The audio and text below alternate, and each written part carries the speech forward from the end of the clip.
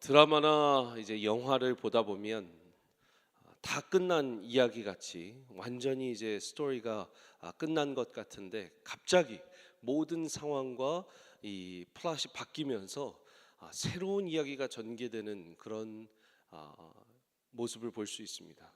소설에서도 영화에서 드라마에서 그런 이 장면들이 나오는데 오늘 아마 이 장면이 그런 장면이 아닐까 싶습니다. 히스기야는 이제 죽게 됩니다. 죽게 된다는 이 소식을 다른 사람도 아닌 이사야 선지자한테 들었어요. 이제까지 히스기야는 이사야 선지자한테 굉장히 많은 이 의지를 하고 또 이사야 선지자의 말을 잘 들었습니다.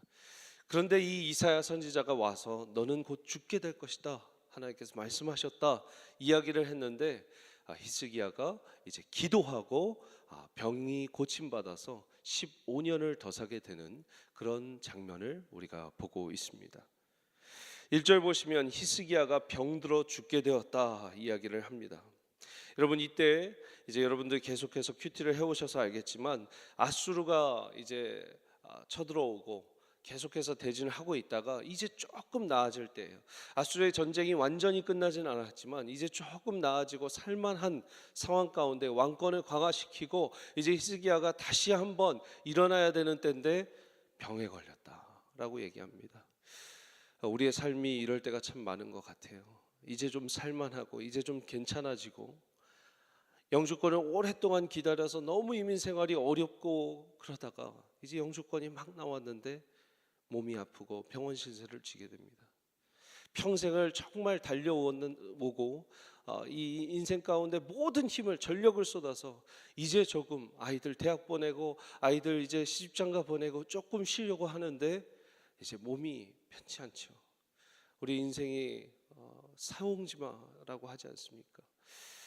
참 어려운 일과 좋은 일, 이 햇빛 가는 데는 그림자가 있고 그림자 있는 데는 꼭 햇빛이 있는 것 같습니다. 히스기야는 꽤 젊은 나이였어요. 39살이라고 성경학자가 얘기합니다. 39살, 너무나 젊은 나이에요. 아직 죽을 때가 아닙니다. 그러나 죽음을 예언하는 이사야 선지자 앞에서 히스기야 왕은 아무 말도 할 수 없었습니다. 왜? 죽음은 생사화복은 하나님께 있는 것이니까. 생명을 주신 이도 하나님이요 가져가시는 이도 하나님이요. 여러분, 욥기의 긴 내용들을 한마디로 요약하면 God is God, I am not. 하나님은 하나님이시고 나는 아니다. 그러니까 하나님께서 가져가시면 가져가시는 거고 주시면 주시는 거고. 여러분, 우리의 인생 가운데 이 마음의 자세가 있어야 됩니다. 그렇지 않으면 이해가 되지 않아요. 이 신앙생활이 이해가 되지 않습니다. 하나님이 하시면 하시는 것이고 안 하시면 안 하시는 것이고 가져가시면 가져가는 것이고 하나님께서 주시면 주시는 거예요. 제가 이 신혼들을 목양하고 있는데 신혼 부부 중에 아이가 생기는 부부가 있고 아이가 어렵게 안 생기는 부부가 있습니다. 5년 이상 또 6년 이상 기도하고 가진 부부들도 있고, 제가 정말 목회하면서 가장 어려운 것이 이 기도를 하면서 이 아이를 못 갖게 되는 부부들을 위해서 기도할 때예요. 정말 얼마나 이 목회자로서 큰 부담과 이 기도의 정말 자리에 나올 수밖에 없는. 여러분, 근데 하나님이 주시면 주시는 거고 안 주시면 안 주실 때가 있는 거예요. 그런데 하나님께서 또 주실 때가 있기 때문에, 기도하면 주실 때가 있기 때문에 저는 계속해서 기도하는 것이고 그 남편과 아내를 인커리지 하는 것이죠. 우리의 생명은 하나님께 달린 줄 믿으시기 바랍니다. 우리 인생도 하나님께 달려있는 거예요. 히스기야가 병이 걸리고 싶어서 걸린 게 아닙니다. 죽고 싶어서 죽음의 위기 가운데 있는 것이 아니에요. 그냥 하나님의 그 섭리 가운데 순종하고 가시는 저와 여러분들 되시기를 축복합니다. 1절 후반부에 보면 너는 집을 정리하라 이야기합니다. 너는 집을 정리하라. 이게 집 청소를 잘 해놔라, 너 이제 죽고 나면 집이 깨끗해야 된다, 이 얘기가 아닙니다. Set your house in order. 너의 집 가운데 이 질서를 잘 지켜놔라 라는 것이죠. 왕위를 이제 계승하고 이 왕권의 싸움이 없도록 잘 정리해 놓고 자기의 죽음을 예비하라라는 것. 여러분, 우리는 언제 죽어도, 언제 주님께서 데려가셔도 우리의 인생의 정리가 되어 있어야 돼요. 아멘이십니까? 하버드에 유명한 교수가 있었는데 그 교수가 갑자기 심장마비로 죽었어요. 은퇴도 전에. 제자들이 많았습니다. 은퇴한 이 돌아가신 이 교수님의 컴퓨터를 이제 이 제자들이 열게 돼요. 엄청난 연구 자료들이 나오고 발표를 안 하신 이 논문들이 나오면서 이 학생들이, 제자들이 너무나 신이 납니다. 그 제자들 중에는 이미 교수가 된 사람들도 있고 이제 지금 박사 학생들을 하고 있는 학생들도 있는데 너무 신이 나서 야, 이거 논문 발표를 우리가 교수님 이름으로 해드리자 막 이러고 있는데 어느 한 폴더에서 말하지도 못할 그런 음란한 영상과 사진들을 발견하게 됩니다. 어느 이 제자들은 우리 교수님의 치욕을 감춰드리자. 그런데 어느 제자들은 너무 쇼크를 받아서 언론에 공개하고 그러면서 그분이 평생 쌓았던 이 명성을 다 하루아침에 가져간 일이 있었어요. 여러분, 오늘 하나님께서 부르신다면 여러분의 컴퓨터와 여러분의 핸드폰은 여러분 자녀들이 발견해도, 자녀들이, 자손들이, 손자들이 봐도 다 깨끗한 내용들로 정리가 되어 있습니까? 우리 인생의 발자취가 정리가 되어 있어야 돼요. 저희도 젊지만 언제, 저희 친한 목회자분들도 한국에서 갑자기 새벽에 신방하시다가 주님께서 데려가셨어요. 30, 40대에도 어쩔 수가 없는 거예요. 그분들의 삶의 정리, 우리의 삶의 정리를 늘 하고 있어야 되는 줄 믿습니다. 이런 상황 가운데 엄청난 일이 생깁니다. 2절에 보시면 히스기야가 낯을 벽으로 향해서 여호와께 기도하여 이르되 여호와여 구하오니 내가 진실과 전심으로 주 앞에서 행하며 주께서 보시기에 선하게 행한 것을 기억하옵소서 하고 히스기야가 심하게 통곡했다. 여러분, 죽게 된다라는 이야기를 들었는데 히스기야가 바로 앞에 있는 이 신하들에게 나 이제 어떡하냐 얘기한 것도 아니고, 자기의 친구들에게 얘기한 것도 아니고, 여러분 생각해 보세요. 이 의사가 여러분들에게 만약에 사망 선고를 하면 여러분들은 그 다음 바로 그 병실을 나와서 뭘 하시겠습니까? 근데 히스기야는 바로 이들을 돌아서서 병만 보고 자기가 기도했다는 거예요. 하나님한테. 사방이 막힌 곳에서 하나님만 바라보겠다는 것이죠. 여러분, 첫 번째 우리가 오늘 말씀 가운데 꼭 기억해야 되는 핵심 내용은 이것입니다. 위기의 상황 가운데 하나님만 바라보라. 하나님도 바라보고 하나님을 바라보는 게 아니라 하나님만 바라봐야 되는 것입니다. 여러분, 기도실에 가면은 어떻게 돼 있어요? 사방이 막혀 있습니다. 중보기도실을 많이 이용하시길 바랍니다. 기도실 가면 앞에가 막혀 있어요. 다른 거 볼 일이 없습니다. 성경책하고 이 기도 카드랑 딱 벽면이 있습니다. 왜? 내가 딴 거에 시선을 곁눈질하지 않겠다는 거예요. 그 상황 가운데 나를 밀어넣는 것이죠.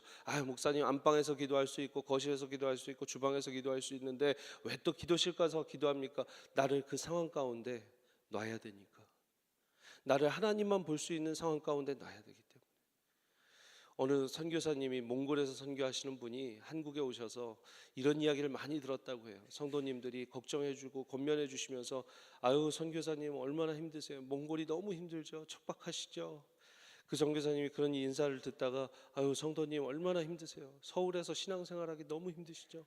저는 몽골이 너무 좋습니다. 제가 유혹당할 게 없습니다. 그냥 초원이고 하나님밖에 없어요. 여러분, 그 선교사님은 어떻게 보면 참 축복받은 거예요. 제 말이 맞나요? 이 유혹과 곁눈질할 수밖에 없는 이 도시의 삶 속에서 벗어나서 나를 그런 상황 가운데 갖다 넣는 것이죠. 우리가 2박 3일 동안 교역자 수련회를 했어요. 컬페퍼에서 했습니다. 컬페퍼는 정말 전파가 안 돼요. 여러분, 제가 이 해외 선교를 가도 집에 전화할 수 있었는데 컬페퍼 들어가면 집에 전화를 못 해요. 근데 아마 의도적으로도 그 더 인터넷이나 이런 거를 안 해놓는 것 같아요. 왜? 컬페퍼 가서 기도할 때는, 우리 수영관 가서 기도할 때는 좀 다 전파도 끊고 하나님만 바라볼 수 있는 상황으로 가는 겁니다. 저와 여러분들이 혹시나 그런 상황 가운데 있다면 이 벽을 맞대고 살아도 내 상황의 모든 걸 가지치기 해서 하나님만 바라볼 수 있는 상황, 그 상황으로 저와 여러분들이 갔으면 좋겠습니다. 위기의 순간에 하나님만 바라보라. 여러분, 그런데 이 기도는요, 그냥 3절을 보시면 내가 진실과 전심으로 주 앞에서 아뢰오니 나를 낫게 해주십시오, 이런 기도 아니었습니다. 여호와여 구하오니 내가 진실과 전심으로 주 앞에서 행하며 주께서 보시기에 선하게 행한 것을 기억하옵소서. 여러분, 낫게 해달라는 기도가 전혀 없어요. 우리는 자연스럽게 히스기야가 열심히 벽만 보고 기도했더니 하나님께서 낫게 해주셔서 15년을 더 살게 해주셨다라는 것으로 이 이야기를 기억하고 있는데, 사실 히스기야의 기도를 다시 재평가해야 되는 이유가 있습니다. 왜요? 기도 내용에 낫게 해주세요라는 말 한마디가 없어요. 여러분, 이 기도를 잘 보십시오. 여호와여 구하오니 내가 진실과 전심으로 주 앞에서 행하며 주께서 보시기에 선하게 행한 것을 기억하옵소서. 그리고 심히 통곡했대요. 저는 아직 주석에서 그런 해석을 한 분이 없어서 모르겠는데, 제가 정확하게 말씀을 드리진 못하겠는데, 저는 이 기도가 주님, 제가 이렇게 의롭게 살았으니 저를 낫게 해주셔야 되지 않겠습니까? 라는 기도가 아닌 것 같다라는 느낌이 좀 들었어요. 물론 그 기도로 해석하는 것이 일반적이지만 여러분 생각해 보십시오. 죽음을 앞두고 있는 사람이 이렇게 기도했어요. 주님, 그냥 나를 기억해 주시옵소서. 내가 살았던 내용을 기억해 주시옵소서. 이거는 내 삶 다 주를 위해서 살도록 노력했는데 주님, 이제 내가 죽게 됐다고 그러는데 받아주십시오 라는 기도로 저는 들려요. 여러분, 제가 교통사고가 한번 크게 난 적이 있습니다. 제가 그냥 사람과 차가 박았어요. 제가 그래도 이렇게 몸집이 큰데 제가 하늘에서 몇 바퀴를 돌았어요. 근데 여러분, 그런 얘기 하죠. 그 교통사고가 크게 나거나 죽음의 위기 가운데 인생 전체가 슬로우 모션으로 쫙 간다고요. 여러분, 위에서 몇 바퀴를 돌았는지는 잘 모르겠는데 진짜로 제 인생이 이렇게 프레임처럼 쫙 지나가는데, 하나님, 내가 지금 죽으면 천국에 받아주십시오 이러면서 이렇게 땅으로 떨어져 굴렀어요. 그럼 마지막 상황 가운데 우리가 할 수 있는 기도는요, 낫게 해주세요 기도보다 하나님, 내가 그래도 주님 보시기에 부끄럽지 않는 삶을 살았나요? 내가 주님 앞에 섰을 때 이제 괜찮을까요? 저를 받아주시겠습니까? 지금 히스기야의 기도는 그런 기도에 가까운 거예요. 하나님, 내가 전심으로 진심으로 주님을 섬기려고 노력했습니다. 나를 기억해 주시옵소서. 그러면서 심히 통곡하면서 자기를 그냥 올려드린 기도가 아닐까라는 생각을 해보았습니다. 여러분, 두 번째 우리가 기억해야 되는 것은 기도가 하나님 뜻일 때 기도 응답도 하나님 뜻대로 된다라는 겁니다. 기도가 하나님 뜻일 때 기도 응답도 하나님의 뜻대로 된다. 오늘 이 기도는 참 귀한 기도입니다. 그냥 낫게 해주십시오라는 1차적 기도가 아니라, 주여 아버지 하나님, 제가 진심과 전심으로, 진실함과 전심으로 이제까지 주님을 위해 살아왔습니다. 그것을 기억하여 주시옵소서. 이 내용이 많지만 열왕기하 18장 3절 4절 5절 6절에 정확하게 히스기야가 어떤 삶을 살았는지 적혀 있습니다. 제가 읽어드리겠습니다. 열왕기하 18장 3절부터 6절입니다. 히스기야가 그의 조상 다윗의 모든 행위와 같이 여호와께서 보시기에 정직하게 행하였다. 그가 여러 산당들을 제거하며 주상을 깨뜨리며 아세라 목상을 찍으며 모세가 만들었던 놋뱀을 이스라엘 자손이 이때까지 향하여 분향함으로 그것을 부수고 느우스단이라 일컬었다. 히스기야가 이스라엘 하나님 여호와를 의지하였고 그의 전후 유다 여러 왕 중에 그러한 자가 없었으니 곧 그가 여호와께 연합하여 그에게서 떠나지 아니하고 여호와께서 모세에게 명령하신 계명을 지켰더라. 여러분, 열왕기상하에 이런 평가를 받은 왕이 없습니다. 다윗의 길을 따랐고 하나님 보시기에 정직을 행하였고 산당들을 제거했고 주상을 깨뜨렸고 아세라 목상을 찍었고, 히스기야가 이스라엘 하나님 여호와를 의지했고 그의 전후 유다 여러 왕 중에 그러한 자가 없었대요. 그리고 여호와께 연합했다. 그래서 떠나지 아니했다. 얼마나 대단한 칭찬을 들은 히스기야 왕입니까? 그가 올려드린 기도, 하나님 나를 기억해 주시옵소서. 하나님의 뜻에 맞았던 거예요. 하나님의 뜻대로 기도하니까 하나님의 뜻대로 생명을 연장시켜 주셨는데, 하나님의 뜻이 어디 나와 있나? 오늘 6절 보시면 내가 내 날에 15년을 더할 것이며 내가 너와 이 성을 아수르 왕의 손에서 구원하고, 오늘 본문이죠, 내가 나를 위하고 또 내 종 다윗을 위함으로 이 성을 보호하리라. 하나님의 뜻이 두 가지 나오는데 거기에는 너와 이 성을 아수르의 왕에서 구원하고, 아수르 왕에서 구원하는 것을 위해서 널 사용하겠다. 왜 그러냐? 내가 다윗과 했던 약속을 지키고 다윗을 위해서, 내 종 다윗을 위해서 이 성을 보호하겠다. 하나님의 뜻이 큰 픽처 안에 있는 거예요. 큰 그림 안에 있습니다. 그 안에 히스기야를 사용하겠다. 너는 내 뜻대로 너무 기도하고 내 뜻대로 살았던 사람이다. 하나님 뜻에 맞는 삶을 살고 하나님 뜻에 맞는 기도를 올려드릴 때, 하나님 뜻이 우리 무엇입니까? 나를 향한 하나님의 뜻이 무엇이지? 라고 묻는 건 너무 나중심적인 거예요. 여러분, 하나님의 뜻은 이미 성경책에 다 나와 있습니다. 오직 하나님의 나라와 하나님의 의를 구하라는 말씀, 제자 삼으라는 말씀, 땅 끝까지 가서 제자 삼으라는 말씀. 우리는 이 외에 다른 하나님의 뜻을 찾을 이유가 없어요. 우리의 삶의 목표는 제자 만드는 삶이면 되는 것이고, 우리의 삶의 목표는 하나님의 의와 하나님의 뜻을 위해서, 하나님 나라를 위해서 살면 되는 거예요. 하나님의 뜻은 이미 It's already there. 성령 말씀을 통해서 이미 말씀해 주고 계세요. 우리의 기도를 글로 바꾸는 거죠. 하나님의 뜻대로 내 삶을 어떻게 바꿔야 될까요? 우리의 가정이 하나님의 뜻대로 더, 내 자녀가 하나님의 뜻대로 더 제자 만드는 자녀 만들려면 어떻게 해야 될까요? 여러분, 기도의 그 시프팅이 일어날 때 하나님 뜻대로 기도하고 하나님의 뜻대로 기도 응답이 이루어지는 줄 믿습니다. 그래서 두 번째, 하나님의 뜻대로 기도할 때 하나님의 응답도 뜻대로 된다. 마지막 우리가 봐야 되는 오늘의 핵심 내용은 이것입니다. 7절부터 11절 보시면 어떤 내용이 있습니까?